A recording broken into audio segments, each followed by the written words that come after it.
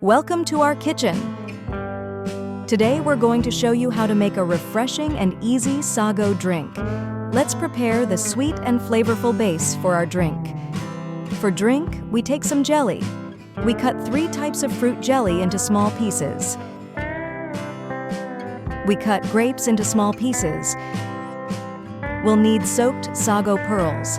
In a separate pitcher or bowl, combine sago pearls, full cream milk, condensed milk to taste, and jelly pieces and fruit pieces.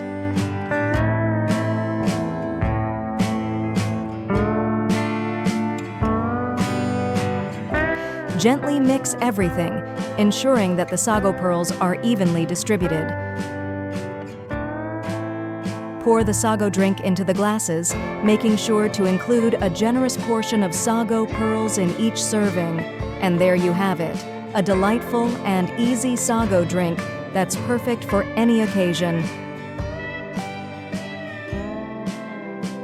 Enjoy your refreshing sago drink, and don't forget to like, share, and subscribe for more tasty recipes. Thank you for watching.